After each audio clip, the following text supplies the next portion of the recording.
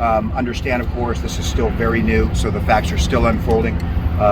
There can likely be some information we receive that might add to this or perhaps contradict it, but I can give you the information that we have right now. As it is now, the shooter, who is deceased, has a restraining order against him and has to have supervised visits with his children. We believe that at this church that what was happening, a supervised visit, and the shooter came in and what appears to be killed the person who was supervising the visit, killed his own 3 children, and then turned the gun on himself and killed himself. We have been able to contact the mother of the children. She is alive and well and on her way to the scene. So at this point, we don't believe there are any other outstanding victims, and we don't believe that there are any outstanding suspects. As far as the age, I don't know. I know they're all under 15. I don't know what the individual ages are. And yes, I believe that this was the kind of the common spot for them to do the supervised visitations.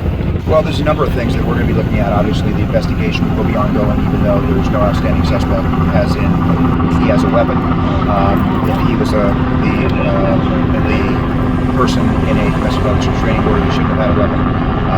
And there's some other prohibitions that might be in place here of why he shouldn't have a weapon. So we're very interested to find out that. Obviously, that doesn't change the tragedy that occurred here, but there are still going to be a lot of unanswered questions. This investigation will continue. I do know that the mother of the 3 young victims was out of town. I don't know if she lives out of town and has to return here, but she was contacted. It's very upsetting. There's a lot of ways that this could have unfolded, and obviously it's a tragedy no matter how it unfolds.